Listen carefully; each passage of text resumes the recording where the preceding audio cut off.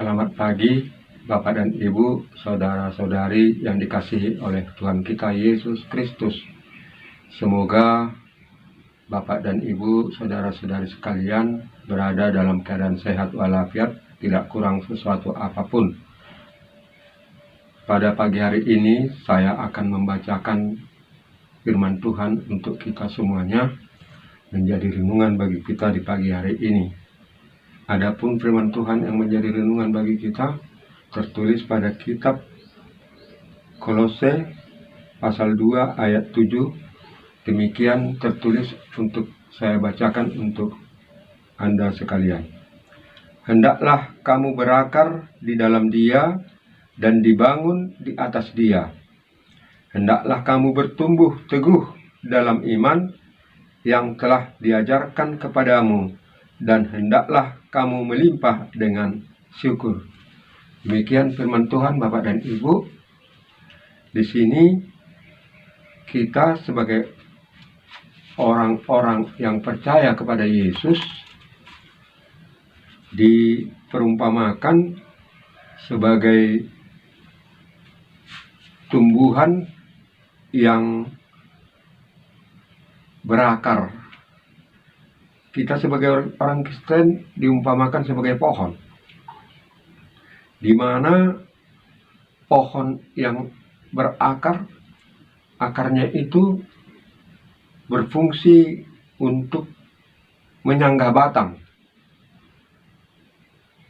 agar batang itu kokoh, berdiri, maka dia harus berakar.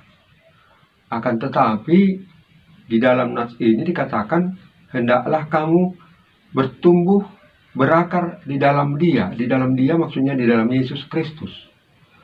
Agar hidup sebagai orang Kristen itu dapat tumbuh dan kokoh, haruslah berakar di dalam Yesus Kristus. Karena Yesus Kristus itu memberikan asupan nutrisi kepada pohon yang berakar di dalam Dia. Fungsi akar itu di samping menyanggah batang agar batang itu kokoh berdiri, juga menyerap nutrisi. Nutrisi yang diserap oleh pohon itu hendaklah nutrisi yang dapat membangun pertumbuhan daripada pohon itu, agar pohon itu tumbuh dan berkembang dengan baik. Karena nutrisi yang diserapnya dari tempat dia tumbuh itu baik adanya. Yesus Kristus telah memberikan pengajaran-pengajaran kepada murid-muridnya. Itulah yang menjadi nutrisi. Pengajaran-pengajaran Yesus Kristus itu menjadi nutrisi yang harus diserap, seumpama pohon menyerap nutrisi itu agar pohon itu dapat tumbuh dengan baik. Yang kedua, melalui nats ini dikatakan dibangun di atas Dia. Hendaklah kamu dibangun di atas Dia. Di atas Dia maksudnya di atas Yesus Kristus. Bangunan haruslah mempunyai fondasi yang baik. Jika kita membangun sebuah bangunan di atas fondasi yang baik, maka bangunan itu tidak akan goyah. Demikian kita diperumpamakan hendaknya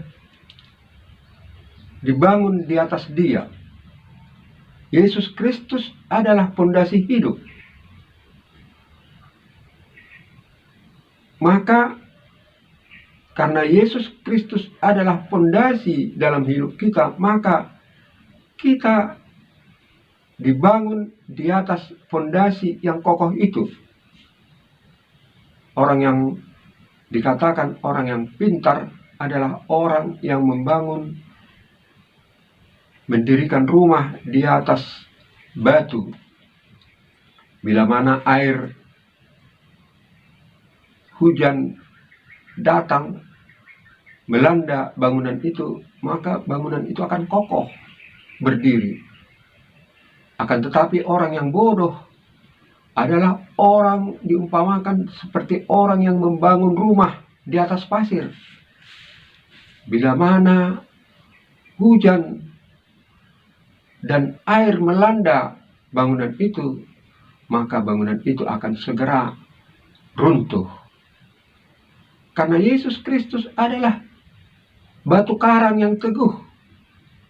Seumpama batu karang yang teguh, bila mana kita dibangun di atas batu karang yang teguh itu, walaupun datang angin badai ataupun air yang melanda bangunan itu, maka bangunan itu tetap kokoh berdiri. Sebagai orang yang dibangun di atas kehendak Yesus Kristus, walaupun permasalahan-permasalahan datang menerpa kita, kita akan mampu menghadapinya dengan kokoh berdiri di atas kebenaran yang dibangun, di atas kebenaran yang diajarkan oleh Yesus Kristus kepada kita. Diharapkan juga kepada orang percaya agar bertambah teguh dalam iman. Iman adalah dasar dari segala sesuatu yang kita harapkan dan bukti dari segala yang tidak kita lihat. Itulah iman menurut yang kita yakini sesuai dengan yang tertulis di dalam kitab Ibrani pasal 11 ayat 1. Itu 3 hal yang diminta kepada kita sebagai orang Kristen. Dan yang keempat adalah kita diharapkan memiliki hati yang melimpah dengan syukur. Melimpah dengan syukur karena apa yang kita peroleh daripada nutrisi yang kita terima itu tadi. Apa yang kita peroleh dari Yesus Kristus yang memasok nutrisi kepada kita melebihi daripada apa yang kita butuhkan. Oleh karena itu, kita melimpah dengan syukur karena yang kita butuhkan itu melebihi daripada apa yang kita butuhkan. Karena yang kita peroleh itu melebihi daripada apa yang kita butuhkan dalam hidup ini. Semoga nats ini dapat menjadi renungan bagi kita, agar kita senantiasa berakar di dalam Yesus Kristus, dibangun di atas fondasi yang kuat batu karang Yesus Kristus, dan juga kita mempunyai iman yang teguh dan selalu memiliki hati yang melimpah dengan rasa syukur. Tuhan Yesus memberkati kita semua. Salam. Saya akan menyanyikan sebuah lagu nomor 690, Mengikut Yesus Keputusanku. Mengikut Yesus keputusanku, seluruh hidupku mengikut Yesus, mengikut Yesus keputusanku. Ku tak ingkar, ku tak ingkar.